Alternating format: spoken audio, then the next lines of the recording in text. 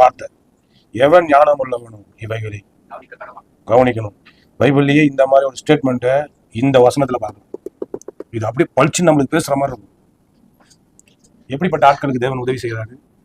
தன்னை குறித்து கொஞ்சம் கூட நினைப்பே இல்லாத, வசதியா இருக்கும் போது, நல்லா இருக்கும் போது, நல்ல ஒரு இதுல இருக்கும் போது, தன்னை குறித்து நினைப்பே இல்லாத ஆட்கள் தங்களுடைய ஆபத்துல கூப்பிடும் போது வந்து உதவி செய்யறாரு பாருங்க. அதான் அதிசயத்துல அதிசயம். ஆமென். அவ்வளவு கிருபை உள்ள தேவன். ஆமென். இங்க வசதியா இருந்தவங்க தாழ்த்தப்பட்டு அவங்களை உயர்த்துறாரு. சொல்றாரு, நியாயக்கடலாம் தான் வாய மூடும்.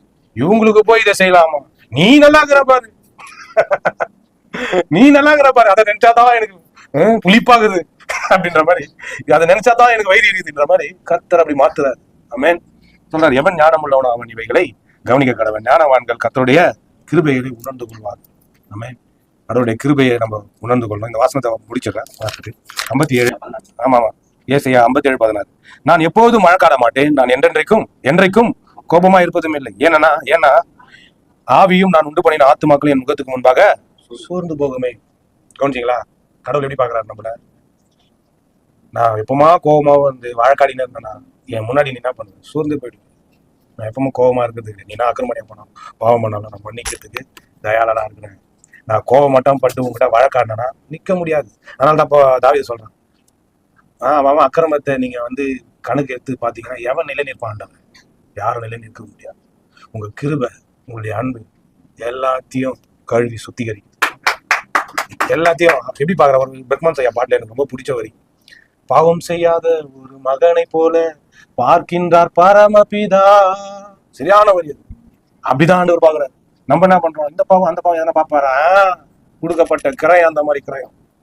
எப்படி பாக்குறாரு? இயேசுவை போலவே பாக்குறாரு நம்மள. நம்ம அப்படிதான் பாக்குறாரு. நம்மள எப்படி பாக்குறாரு? இந்த கோபமா பாக்குறது கிடையாது, கோபம் வைக்கிறது. ஏன்னா அவருக்கு தெரியும், நீ வந்து நித்தியத்துக்கு சம்பந்தப்பட்ட ஆளு. இந்த சரீரம் வந்து இந்த உலகத்துக்கு சம்பந்தப்பட்டது, ஆனா உள்ள இருக்கிறது எனக்கு சம்பந்தப்பட்டது. அதனால நான் கோபப்பட்டு நான் நிறுத்திட்டேன்னா, அதுல நின்ட்டனா நீ முன்னாடி நிக்க முடியாது. அதனால என்ன பண்றாரு? கிருபையை பொழிறாரு, கிருபையை காட்டுறாரு, அன்பை காட்டுறாரு. ஆபத்துல நோக்கி கூப்பிடும் போது வந்து உதவி செய்து தீர்றாரு. ஆமே, இப்படிப்பட்ட தேவன் தான் நம்ம தேவன். அதனால சுத்தி இருக்கிறாரு. ஆமா, இது கடினத்தை தான் இருப்போம், அறியாமல் இருப்போம். பிசாசு கண்ணை கூடாக்கி வச்சுக்கிறோம், உணர்வு இல்லாத இருக்கிறாங்க, இருதயம் கடினமா இருக்குது, இருள் அடைஞ்சிருக்குது, வீணான சிந்தனை இருக்கிறாங்க. அப்படிதான் இருப்பாங்க. ஆனா ஒரு நாள் இல்ல ஒரு நாள் அந்த அப்பா சொல்றாரு, சோர்ந்து போவான், நன்மை செஞ்சுனே இரு. அவன் ஒரு நாள் இல்ல ஒரு நாள் கர்த்தரை நோக்கி பார்ப்பான். நம்ம மூலியமா தேவன் அவன் வெளிப்படுவான். ஆமென்.